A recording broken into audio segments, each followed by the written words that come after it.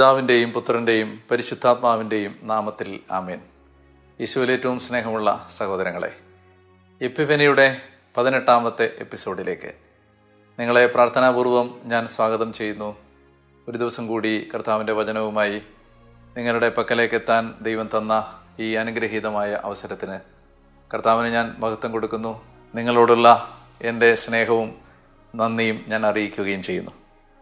ഇന്നത്തെ ചിന്തയ്ക്കായിട്ട് നമ്മൾ ചില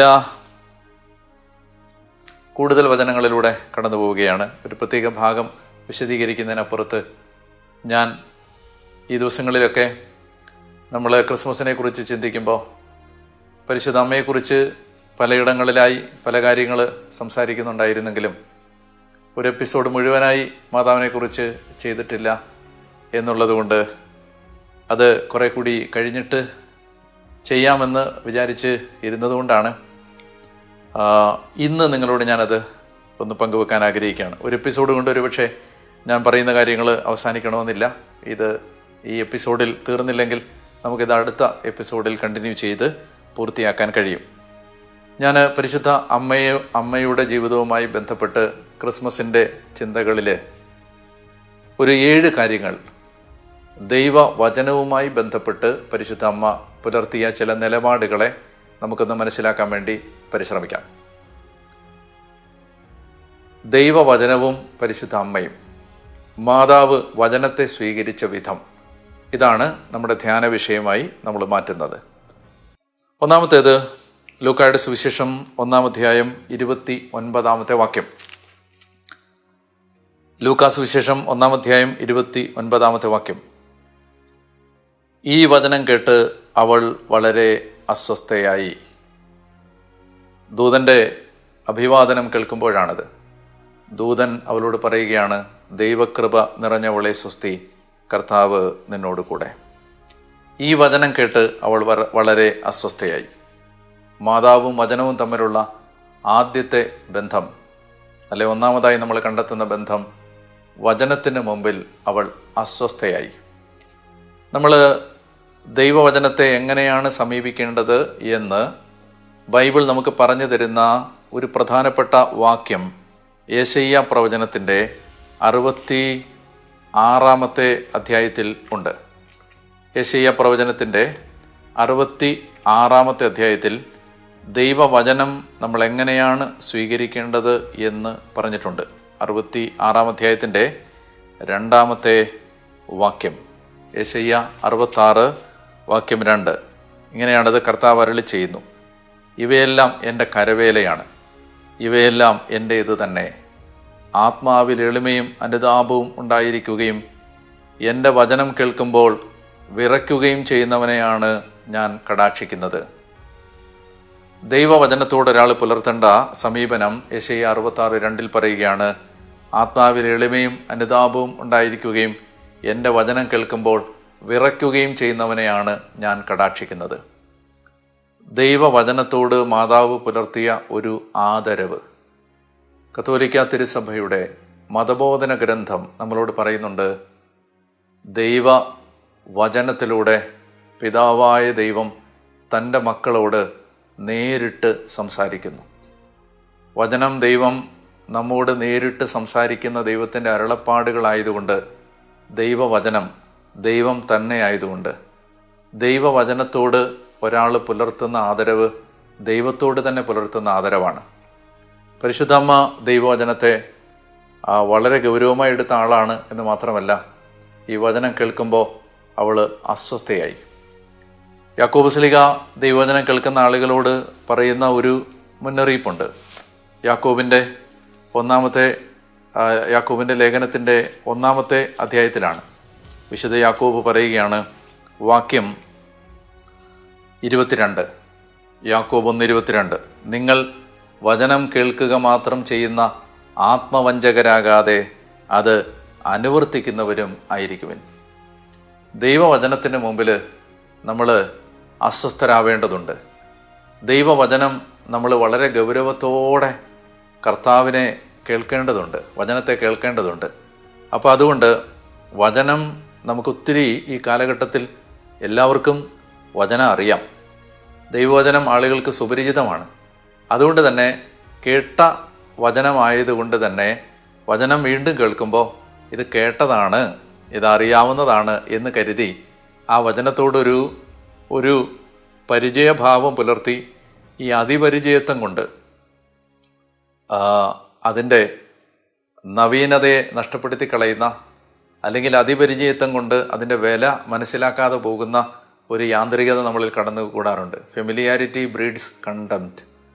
അതുകൊണ്ട് എപ്പോഴും ഒത്തിരി വചനങ്ങളിപ്പോൾ മനുഷ്യർക്ക് അറിയാം. അതുകൊണ്ട് തന്നെ ആ വചനം തന്നോട് സംസാരിക്കുന്നത് എന്താണ് എന്ന് ശ്രദ്ധിക്കാതെ ഈ വചനം അറിയാവുന്നതാണെന്ന് കരുതി സ്കിപ്പ് ചെയ്യുന്ന ഒരു ശീലം വചനവായന നടത്തുന്ന ആളുകളുടെ മുമ്പിൽ ഉണ്ടാവാനിടയുള്ള ഒരു സാഹചര്യമാണ്. പക്ഷേ മാതാവ് ഓരോ തവണ ദൈവത്തിൻ്റെ വചനം കേൾക്കുമ്പോഴും ആ വചനം കേട്ടവൾ അസ്വസ്ഥയായി. എന്താണ് ഈ വചനത്തിൻ്റെ അർത്ഥം, ഈ അഭിവാദനത്തിൻ്റെ അർത്ഥം എന്നവൾ ഗൗരവത്തോടെ ചിന്തിക്കാൻ തുടങ്ങി. പ്രിയപ്പെട്ടവരെ, ഇന്ന് ഞാൻ നിങ്ങളോട് പറയുകയാണ്, നമ്മൾ വചനം വായിക്കുമ്പോൾ ഇങ്ങനെ വായിക്കണം. അതായത് കർത്താവ് എന്നോട് നേരിട്ട് ഇപ്പോൾ ഈ വചനത്തിലൂടെ സംസാരിക്കുകയാണ്. എൻ്റെ വീട്ടിലുള്ള മറ്റുള്ളവർക്ക് വേണ്ടിയല്ല ഞാൻ വചനം വായിക്കുന്നത്, മറിച്ച് ഞാൻ വചനം വായിക്കുന്നത് എന്നോട് എൻ്റെ ദൈവം ഇപ്പോൾ സംസാരിക്കുകയാണ് എന്ന ബോധ്യത്തോടെ വായിച്ചാൽ ആ വചനം മാതാവിൽ വരുത്തിയതുപോലെ ഒരു വലിയ അത്ഭുതം യേശു നമ്മളിൽ ജനിക്കുന്നതിന്, ഈ വചനം നമ്മളിൽ മാംസമാകുന്നതിന് ഇടയാവും. രണ്ടാമതായി മാതാവിൻ്റെ ദൈവവചനവുമായി ബന്ധപ്പെട്ട പ്രത്യേകത ഞാൻ കണ്ടെത്തുന്നത്, അവൾ വചനത്തിൻ്റെ മുമ്പിൽ അസ്വസ്ഥയാവുക മാത്രമല്ല, അവളൊരു അന്വേഷകയായി മാറി. എന്താണ് ഈ ദൈവവചനം തന്നോട് ആവശ്യപ്പെടുന്നത് എന്നതിൻ്റെ വിശദാംശങ്ങളും വിശദീകരണവും അവൾ ആരായുകയാണ്. അതവൾ ദൂതനോട് തന്നെ ചോദിക്കുകയാണ്, ഇത് എങ്ങനെ സംഭവിക്കും? ഞാൻ പുരുഷനെ അറിയുന്നില്ലല്ലോ. ലൂക്ക 1:34. മറിയം ദൂതനോട് പറഞ്ഞു, ഇതെങ്ങനെ സംഭവിക്കും? ഞാൻ പുരുഷനെ അറിയുന്നില്ലല്ലോ. ദൈവവചനം കേൾക്കുക മാത്രമല്ല മാതാവ് ചെയ്തത്, ആ വചനത്തെ ഗൗരവമായി എടുക്കുക മാത്രമല്ല, ആ വചനം എങ്ങനെയാണ്, എന്താണ് തന്നോട് സംസാരിക്കുന്നതെന്ന് അവൾ ആരാഞ്ഞറിയുന്ന ഒരു അന്വേഷകയായി മാറി. നമ്മൾ ദൈവവചനം വായിക്കുമ്പോൾ നമ്മൾ വചനത്തിലൂടെ ദൈവം സംസാരിക്കുന്ന സമയത്ത് നമ്മളോട് തന്നെ നമ്മൾ ചോദിക്കണം, ഈ വചനം എന്നോട് എന്ത് ചെയ്യാനാണ് ആവശ്യപ്പെടുന്നത്? എന്താണ് ഈ വചനത്തിൻ്റെ അർത്ഥം? ദൈവം ഈ വചനത്തിലൂടെ എന്തു പറയാനാണ് ആഗ്രഹിക്കുന്നത്? വചന പഠനം വളരെ പ്രധാനപ്പെട്ടൊരു കാര്യമാണ്. നമ്മൾ ദൈവവചനം വെറുതെ വായിച്ചു പോകുന്ന, പത്രം വായിക്കുന്ന പോലെ വായിച്ചു പോകുന്ന ആളുകളല്ല. വളരെ ഗൗരവമായി എന്താണ് ഈ ടെക്സ്റ്റ് എന്നോട് സംസാരിക്കുന്നത്, അല്ലെങ്കിൽ ഈ ടെക്സ്റ്റ് എൻ്റെ കോണ്ടെക്സ്റ്റിൽ എന്താണ് എന്നോട് സംസാരിക്കുന്നത്, അത് നമ്മൾ വളരെ ഗൗരവമായിട്ട് എടുക്കേണ്ടതുണ്ട്. അല്ലെങ്കിൽ നമുക്ക് ഈ വചന വായനയെല്ലാം ഒരു പഠനത്തിൻ്റെ ഭാഗമായിട്ട് മാറും. നമ്മളെപ്പോഴും ദൈവവചനം വായിക്കുമ്പോൾ ഞാൻ ഇങ്ങനെ കാണാറുണ്ട്, അത് 2 സമീപനം നമുക്ക് വചനത്തോടാകാം. ഏദൻ തോട്ടത്തിൽ നമ്മൾ 2 തരം വൃക്ഷങ്ങളെ കണ്ടുമുട്ടുന്നുണ്ട്. ഒന്ന് നന്മതിന്മകളുടെ അറിവിൻ്റെ വൃക്ഷം, അതിനിങ്ങനെ വിളിക്കാം, അറിവിൻ്റെ വൃക്ഷം. മറ്റൊരു വൃക്ഷം ഏദൻ തോട്ടത്തിലുണ്ട്, അതാണ് ജീവൻ്റെ വൃക്ഷം. നമുക്കിങ്ങനെ 2 തരത്തിൽ, ഒന്നുകിൽ അറിവിൻ്റെ വൃക്ഷമായിട്ട് വചനത്തെ സ്വീകരിക്കാം. വചനത്തിലൂടെ കുറേ അറിവ് കിട്ടുന്നു. ദൈവവചനത്തിലെ അറിവുകൾ നിങ്ങൾ ഓർക്കണം, സാത്താനും നമ്മളെക്കാളും കൂടുതലുണ്ട്. സാത്താന് നമ്മളെക്കാൾ കൂടുതൽ ദൈവവചനം അറിയാം. ദൈവവചനം കോട്ട് ചെയ്ത് ഈശോയെ പ്രലോഭിപ്പിക്കുന്ന സാത്താനെ നമ്മൾ കാണുന്നുണ്ട്. അതുകൊണ്ട് ഇത് നന്മതിന്മകളുടെ അറിവിൻ്റെ വൃക്ഷം പോലെ ആവാം. അറിയാൻ വേണ്ടി, വചനം ഇങ്ങനെ അറിയാൻ വേണ്ടി, വചനം പഠിക്കുകയാണ്. എന്തിനാണ്? അറിയാൻ വേണ്ടി. ഹെറോദേസ് ഈ ഒരു വിവരം ദൈവവചനത്തിൽ നിന്ന് ആരാഞ്ഞറിഞ്ഞു, എവിടെയാണ് യേശു ജനിക്കുന്നത്.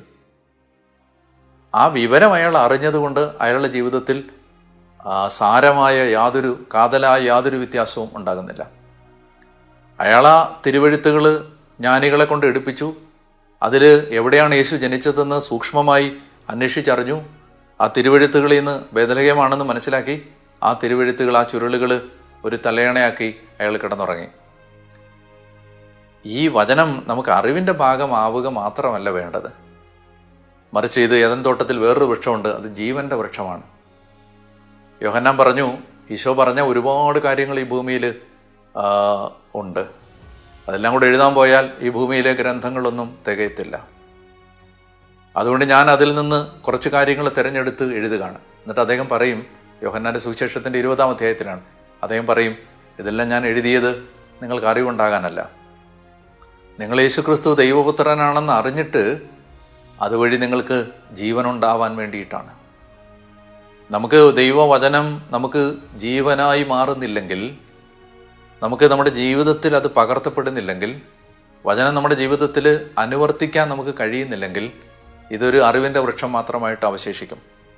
മാതാവ് വചനത്തിന് മുമ്പിൽ ഒരു അന്വേഷകയായി മാറിയത് ഈ വചനം തന്നോട് ആവശ്യപ്പെടുന്ന തൻ്റെ ജീവിതം കൊണ്ട്, താൻ മുഴുവൻ ജീവിതവും കൊണ്ട് വില കൊടുത്ത് തീർക്കേണ്ട വലിയ ഭാരിച്ച ഉത്തരവാദിത്തങ്ങളുടെ ഉഷ്ണച്ചൂടുകളിലേക്ക് തൻ്റെ ജീവിതത്തെ വലിച്ചെറിഞ്ഞു കൊടുക്കാൻ, സമർപ്പിക്കാനുള്ള ഒരു ഇന്ധനമായും ഒരു ആവശ്യപ്പെടലായുമൊക്കെ വചനത്തെ അവൾ സ്വീകരിക്കാൻ തയ്യാറായി എന്നുള്ളതാണ് അവളുടെ അന്വേഷകത്വം, ആ അന്വേഷണ ത്വരത നമ്മളെ പഠിപ്പിക്കുന്നത്.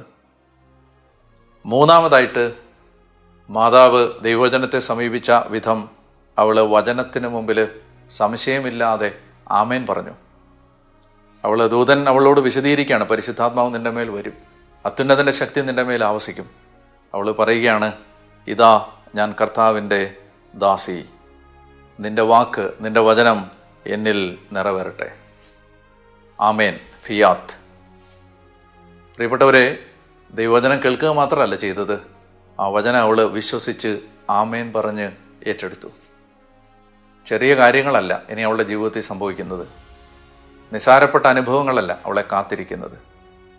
ഇനി ഈ കനൽ വഴികളിലൂടെ, തീക്കട്ടകൾ വിതറിയ ഈ വേനൽ ചൂടിൻ്റെ ആ വഴികളിലൂടെ ഒരു ചെറുപ്പക്കാരി തൻ്റെ ജീവിതത്തെ ഇനി നടക്കാൻ ശീലിപ്പിക്കുകയാണ്.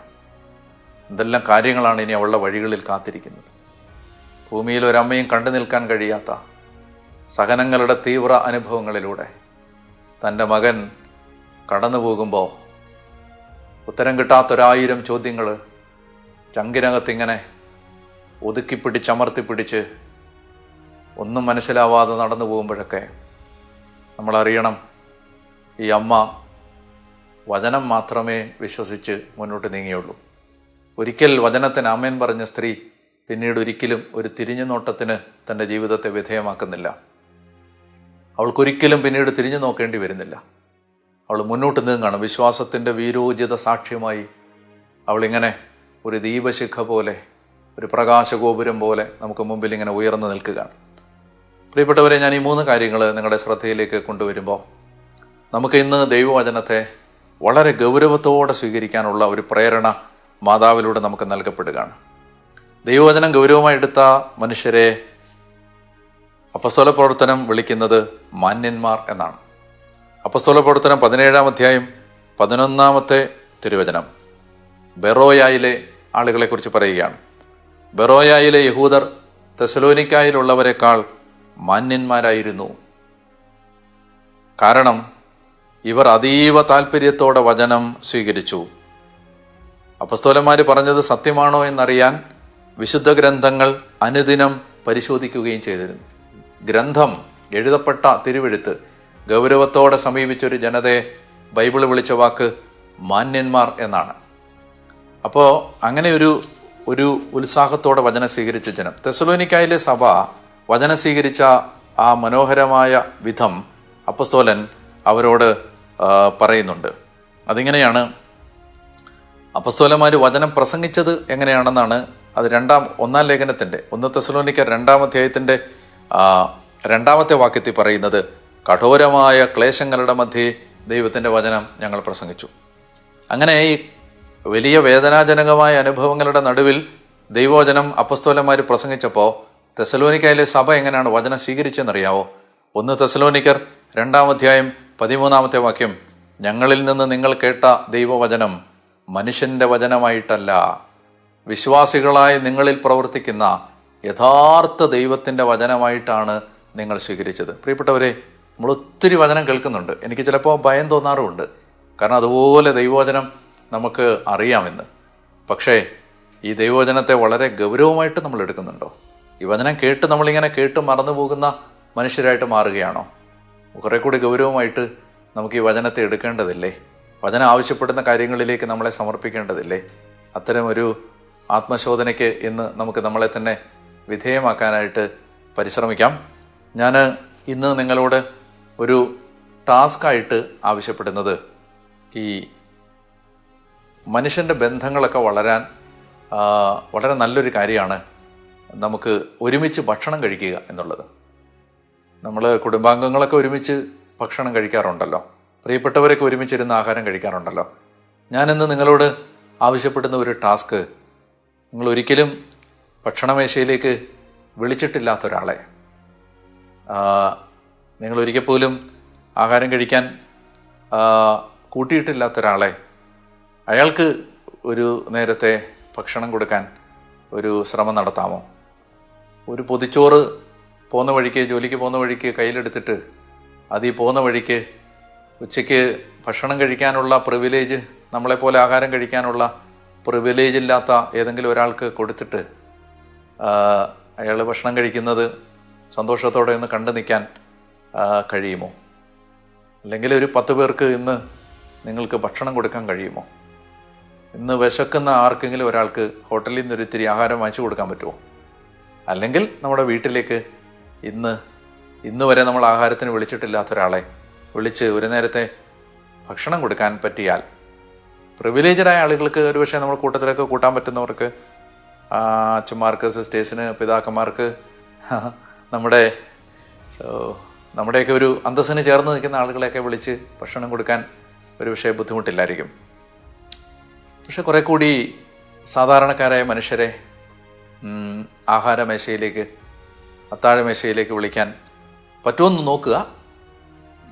എത്ര പേരെ കൊണ്ട് സാധിക്കുമെന്ന് അറിഞ്ഞുകൂടാ, എന്നാലും മനസ്സ് വെച്ചാൽ പറ്റുമെന്നാണ് എൻ്റെ ഓർമ്മ, എൻ്റെ വിചാരം. അങ്ങനെ ഒന്ന് ട്രൈ ചെയ്യാം, നമുക്കെല്ലാം അങ്ങനെ ഒന്ന് പരിശ്രമിച്ച് നോക്കാം. ആ ഒരു ടാസ്ക് നിങ്ങളുടെ മുമ്പിലേക്ക് ഞാൻ വെക്കുകയാണ്.